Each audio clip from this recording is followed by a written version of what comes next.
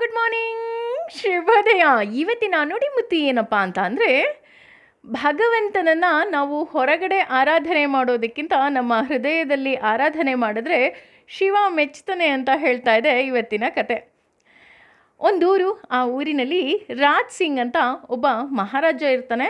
ಅವನು ಶಿವನಿಗೋಸ್ಕರ ಒಂದು ದೊಡ್ಡ ಆಲಯವನ್ನು ಕಟ್ಟಿಸ್ತಾನೆ. ಅದು ಬಹಳ ವಿಜೃಂಭಣೆಯಿಂದ ಹಾಗೂ ವೈಭವದಿಂದ ಕಟ್ಟಿಸಿರ್ತಾನೆ. ಅಷ್ಟೇ ಅಲ್ಲದೆ ಇನ್ನೇನು ಆ ದೇವಸ್ಥಾನಕ್ಕೆ ಪ್ರಾಣ ಪ್ರತಿಷ್ಠಾಪನೆಯನ್ನು ಮಾಡಬೇಕು ಅಂತ ಹೇಳಿ ಆಮಂತ್ರಣ ಪತ್ರಿಕೆಯನ್ನು ಎಲ್ಲ ಕಡೆ ಹಂಚುತ್ತಾನೆ. ಹಾಗೆ ಡಂಗೂರವನ್ನು ಸಾರಿಸ್ತಾನೆ. ಇದನ್ನೆಲ್ಲ ನೋಡಿದ ಜನಗಳಿಗೆ ಬಹಳ ಖುಷಿಯಾಗತ್ತೆ.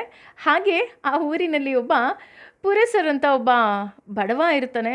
ಆ ಬಡವ ಈ ದೇವಸ್ಥಾನವನ್ನು ನೋಡಿ ಆತನಿಗೆ ಎಲ್ಲಿಲ್ಲದ ಸಂತೋಷ, ಆನಂದ ಆಗೋಗ್ಬಿಡುತ್ತೆ.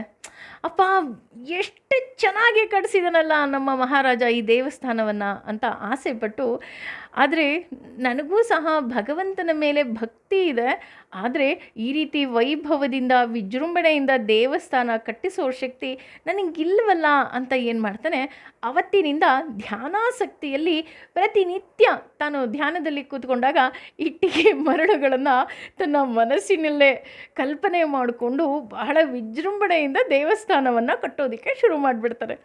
ನನ್ನ ಭಗವಂತನೂ ಸಹ ಇಲ್ಲಿ ವಾಸವಾಗಿರಬೇಕು ಅನ್ನೋದು ಅವನ ಆಲೋಚನೆ ಆಗಿರುತ್ತೆ. ಇದು ಕಾಲ ಕಳೀತಾ ಹೋಗುತ್ತೆ. ಇನ್ನೇನು ನಾಳೆ ದೇವಸ್ಥಾನದ ಪ್ರತಿಷ್ಠಾಪನೆ ಅನ್ನಬೇಕಾದ್ರೆ ರಾಜನ ಕನಸಿನಲ್ಲಿ ಶಿವ ಬಂದು ಹೇಳ್ತಾನೆ, ಇಲ್ಲ, ನಾನು ನಾಳೆ ನೀನು ಏನು ಪ್ರತಿಷ್ಠಾಪನೆ ಮಾಡಬೇಕು ಅಂದ್ಕೊಂಡಿದ್ಯಾ ಆ ದೇವಸ್ಥಾನಕ್ಕೆ ಬರೋದಕ್ಕೆ ನನಗೆ ಆಗೋದಿಲ್ಲ. ನಾನು ಪುರಸರಂತ ಇದ್ದಾನೆ, ಅವನು ಕಟ್ಟಿರೋ ದೇವಸ್ಥಾನಕ್ಕೆ ಹೋಗ್ತಾ ಇದ್ದೀನಿ ಅಂತ. ಬೆಳಗ್ಗೆ ಎದ್ದ ತಕ್ಷಣ ಮಹಾರಾಜನಿಗೆ ತಲ್ಲಣ, ಅಯ್ಯೋ ದೇವ, ಏನಾಯಿತು ಇದು ಅಂತ ಅಂದ್ಬಿಟ್ಟು ಯೋಚನೆ ಶುರು ಆಗೋಗುತ್ತೆ. ಅದಕ್ಕಿಂತ ಹೆಚ್ಚಾಗಿ, ಅಲ್ಲ, ನಾನೇ ಇಷ್ಟೊಂದು ತುಂಬ ವಿಜೃಂಭಣೆಯಿಂದ ದೇವಸ್ಥಾನವನ್ನು ಕಟ್ಟಿಸಿದ್ದೀನಿ, ಇನ್ನು ಪುರಸರು ಇನ್ನೆಷ್ಟು ವಿಜೃಂಭಣೆಯಿಂದ ದೇವಸ್ಥಾನವನ್ನು ಕಟ್ಟಿರಬೇಕು, ನಾನು ನೋಡಬೇಕು ಅವನು ಕಟ್ಟಿರೋ ದೇವಸ್ಥಾನವನ್ನು ಅಂತ ಬೆಳಗ್ಗೆ ಹೇಳ್ತಿದ್ದ ಹಾಗೆ ಮಹಾರಾಜ ಆ ಪುರಸರನ್ನ ಹುಡ್ಕೊಂಡು ಹೋಗ್ತಾನೆ. ಅವನು ನೋಡಿದ್ರೆ ಪಾಪ ಒಂದು ಗುಡಿಸಿಲಲ್ಲಿ ವಾಸವಾಗಿರ್ತಾನೆ. ಸುತ್ತಮುತ್ತ ನೋಡ್ತಾನೆ, ಎಲ್ಲೂ ದೇವಸ್ಥಾನನೇ ಕಾಣೋದಿಲ್ಲ. ಮಹಾರಾಜನಿಗೆ ಆಶ್ಚರ್ಯ ಆಗೋಗುತ್ತೆ. ಅಲ್ಲ, ರಾತ್ರಿ ನೋಡಿದ್ರೆ ಶಿವ ಈ ರೀತಿ ಪ್ರತಿಷ್ಠಾಪನೆಗೆ ಬರಲ್ಲ, ಪುರಸರ್ ಮಾಡಿದಂತಹ ದೇವಸ್ಥಾನಕ್ಕೆ ಬರ್ತೀನಿ ಅಂದರು, ಇಲ್ಲಿ ನೋಡಿದ್ರೆ ದೇವಸ್ಥಾನನೇ ಕಾಣ್ತಿಲ್ವಲ್ಲ ಅಂದ್ಬಿಟ್ಟು ಪುರಸರನ್ನ ಹುಡುಕಿ ಅವನನ್ನು ಕೇಳ್ತಾರೆ, ನೀನು ಕಟ್ಟಿದ ದೇವಸ್ಥಾನ ಎಲ್ಲಿದೆ? ಹೀಗೆ ಶಿವ ರಾತ್ರಿ ನನ್ನ ಕನಸಿನಲ್ಲಿ ಬಂದು ನನ್ನ ದೇವಸ್ಥಾನದ ಪ್ರತಿಷ್ಠಾಪನೆಗೆ ಬರೋದಿಲ್ಲ, ನೀನು ಕಟ್ಟಿದ್ದ ದೇವಸ್ಥಾನದಲ್ಲಿ ಪ್ರತಿಷ್ಠಾಪನೆ ಆಗ್ತೀನಿ ಅಂತ ಹೇಳ್ತಾ ಇದ್ದಾನೆ ಅಂತ ಅವನ ಬಳಿ ತನ್ನ ಗೊಂದಲವನ್ನು ಹೇಳ್ಕೊತಾನೆ.